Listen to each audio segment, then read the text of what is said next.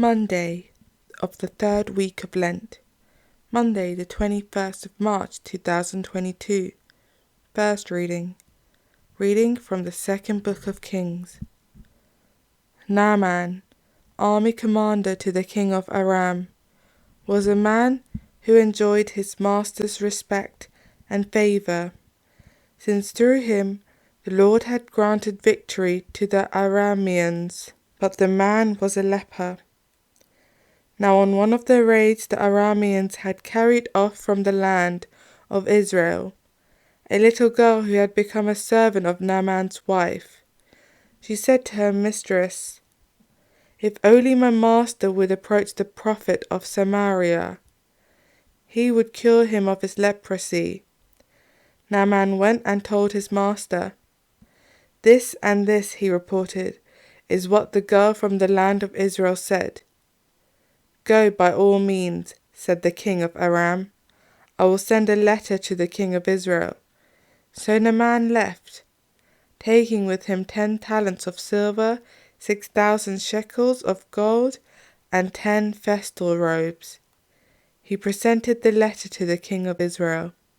It read, "With this letter I am sending my servant Naaman to you, for you to cure him of his leprosy." When the king of Israel read the letter, he tore his garments.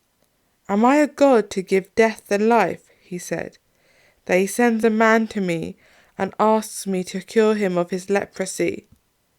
Listen to this, and take note of it, and see how he intends to pick a quarrel with me." When Elisha heard that the king of Israel had torn his garments, he sent word to the king, "Why did you tear your garments? Let him come to me, and he will find there is a prophet in Israel." So Naaman came with his team and chariot, and drew up at the door of Elisha's house. And Elisha sent him a messenger to say, "Go and bathe 7 times in the Jordan, and your flesh will become clean once more." But Naaman was indignant, and went off saying, "Here was I thinking he would be sure to come out to me, and stand there, and call on the name of the Lord his God, and wave his hand over the spot and cure the leprous part.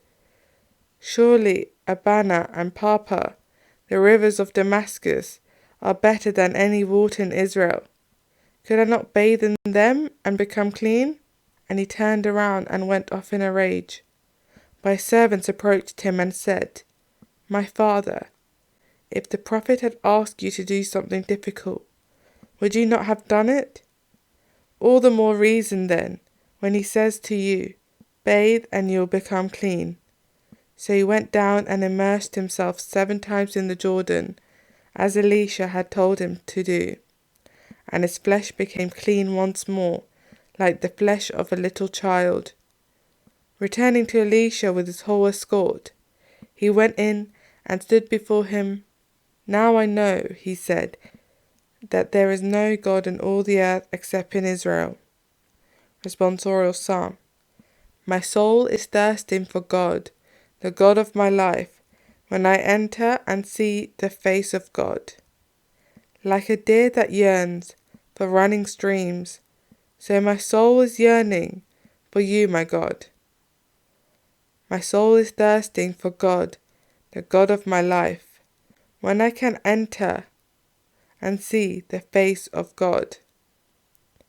My soul is thirsting for God, the God of my life. When can I enter and see the face of God? My soul is thirsting for God, the God of my life. When can I enter and see the face of God?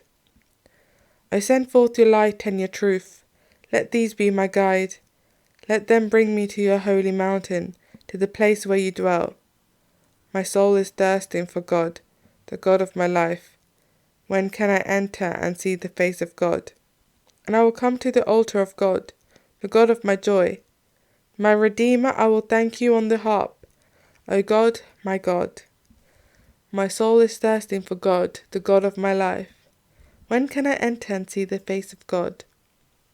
Gospel acclamation. Praise and honour to you, Lord Jesus. Now is the favourable time. This is the day of salvation. Praise and honour to you, Lord Jesus. Gospel. Reading from the book of Luke. Jesus came to Nazareth and spoke to the people in the synagogue. I tell you solemnly, no prophet is ever accepted in his own country.